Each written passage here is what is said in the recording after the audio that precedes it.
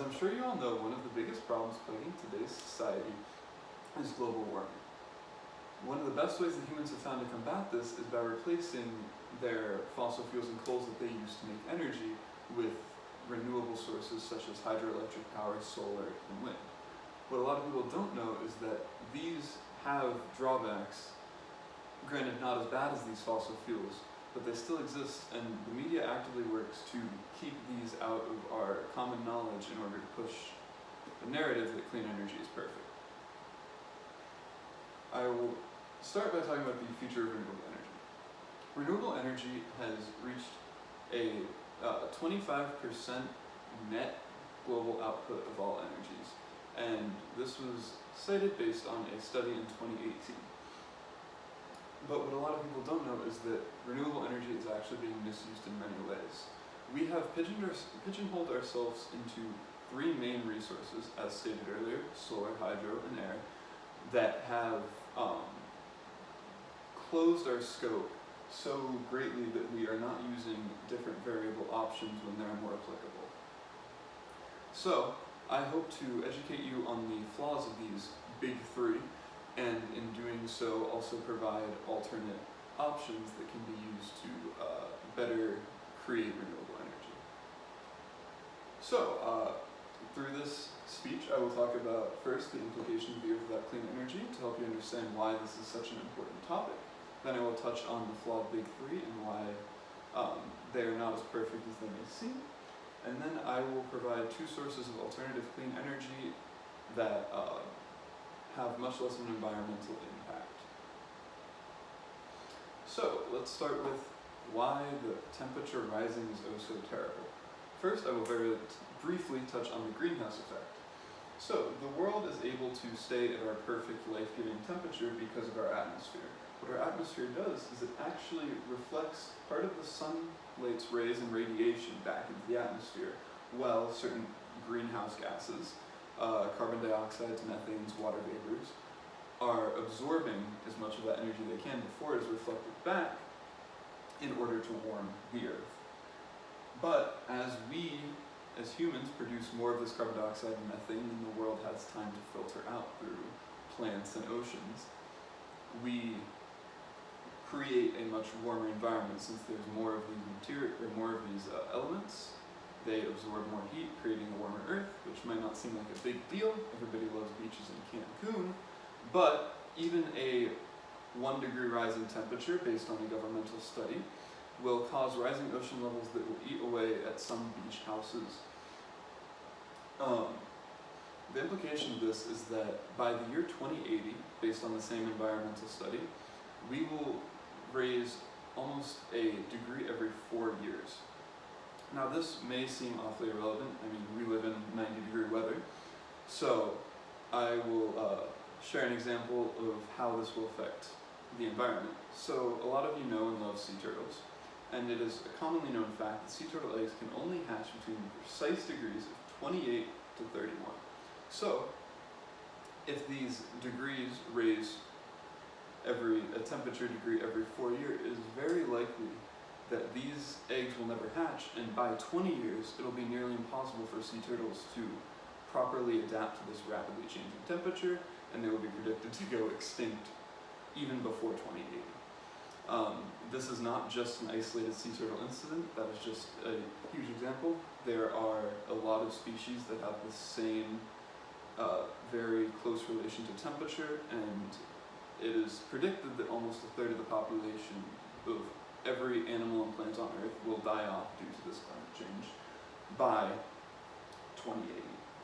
In order to combat this, we need to not create a net zero culture. We can't expect humans to simply go back to being cavemen, making coffee with pasta water, and never having any output. But what we need to do is focus on sustainability. According to a government website, sustainability is based on living in harmony with nature, creating carbon dioxide at the same rate that we are able to filter out.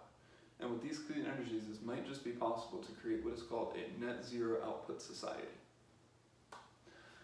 So now we will get a little more focus on the big three, which, as I stated, is hydro, solar, and wind power. So each of these is well known for its massive energy output. It is very hard to find a renewable resource that can compare to the amount of energy these can output, which is why they're so widely used. But what isn't touched on is these inherent drawbacks that come with them. And I will start by talking about solar panels. So solar panels are huge scientific advancements. So the way they actually work is they take silicon cells made with trace lead and trace silver, and as the photons of light hit these cells, it knocks off energized electrons. These energized electrons travel along some sort of current creator, sometimes copper, sometimes silver, across each cell into the whole panel until a flow of constant electrons is created, which is called current, which creates electricity as we know.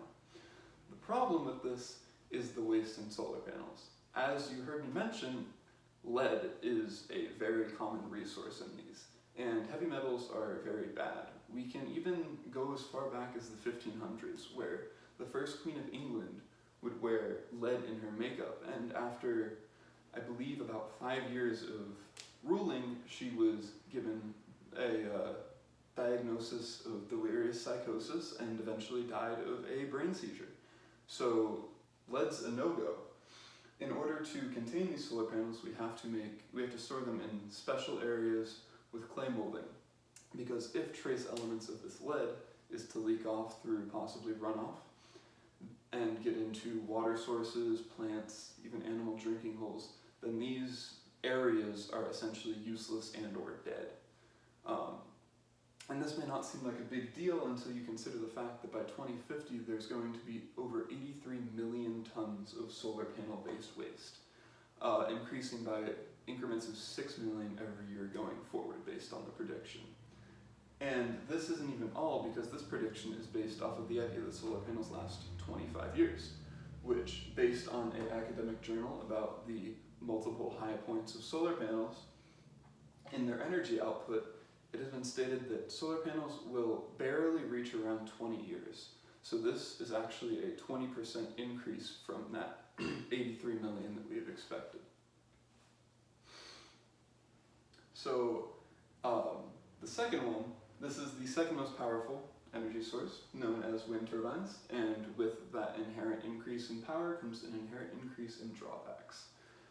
And first, let's talk about just how big a wind turbine is.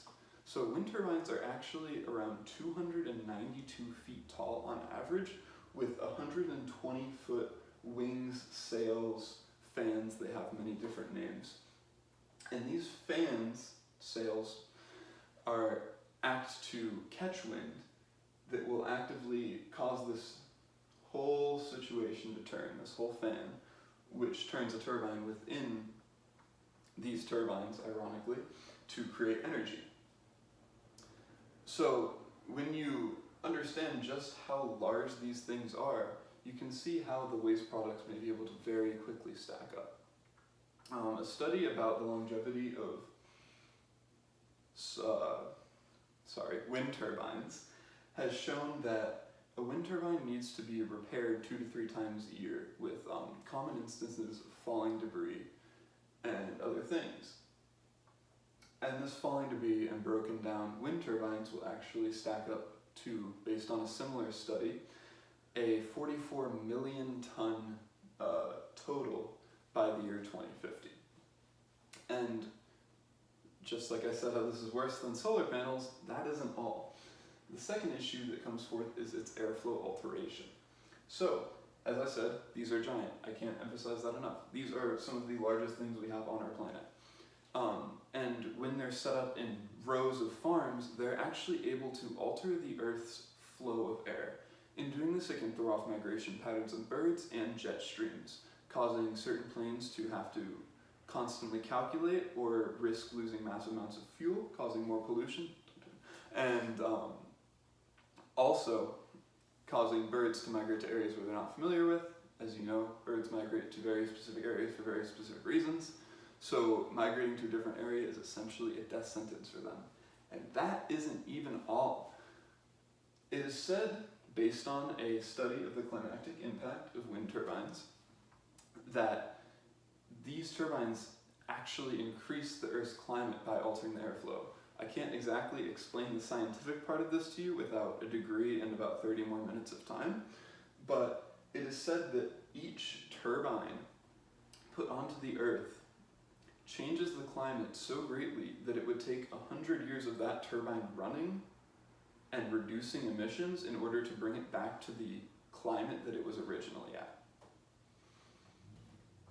And now we come to the big bad hydroelectric dams. This is by far the most effective energy output of any of the big three.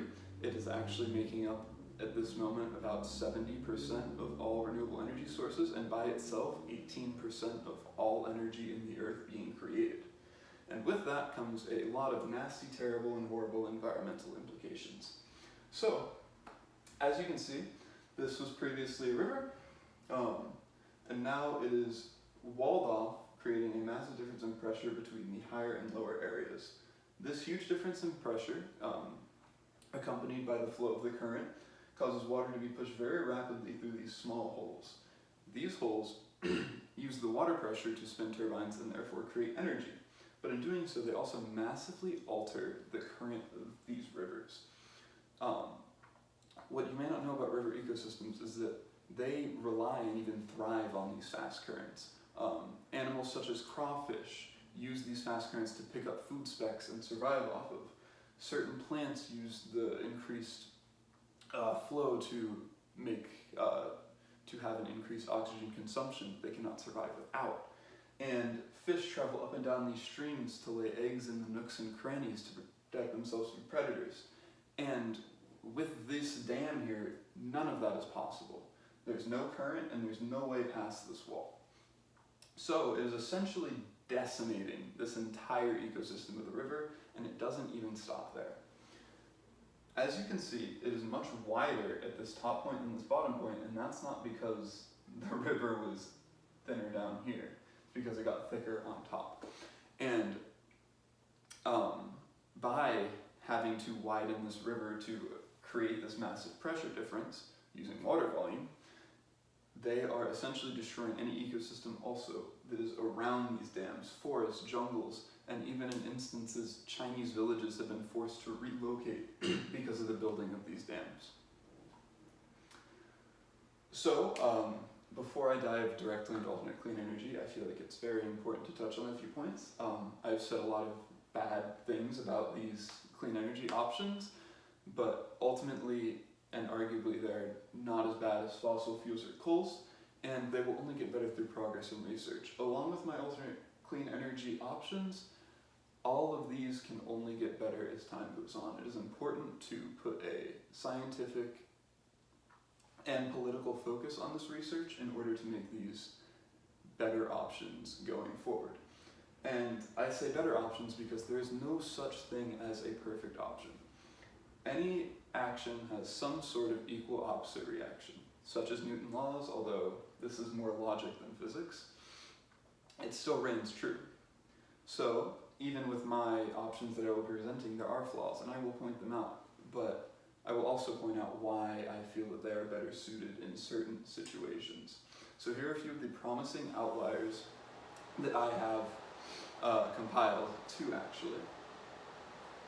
The first one is tidal energy. So tidal energy takes advantage of the Earth's gravitational pull, which controls, or the moon's gravitational pull on Earth, which controls tides. By putting these on areas where waves are common, the ebb and flow of these water, these tides, cause these small turbines, which you might not be able to see, but I promise they're there, to spin. Very similar to a wind turbine. The only difference is the density of water is so much thicker than air that even with a very small tide, you can still create the same pace of rotation that a wind turbine can create with a massive force of wind. And that being said, their energy output is then able to rival wind turbines pound for pound. Although it is not able to beat hydroelectric, it does so with its lack of obtrusion. As you can see, these pillars are in the way, but comparatively to a dam that stops the flow of water or a turbine that can alter the flow of wind, these will simply break down a small area of the ecosystem. Even then, it is predicted that fish and other things can run through them without significant harm. And my second option is the triboelectric nanogenerator, also known as the TANG for short. So a TANG is composed of two conductive plastics, usually a polyethylene terephthalate and an iridium tin oxide. And these conductive plastics are then pushed and pulled away or rubbed against each other to create electrostatic induction, which is a fancy word for static electricity.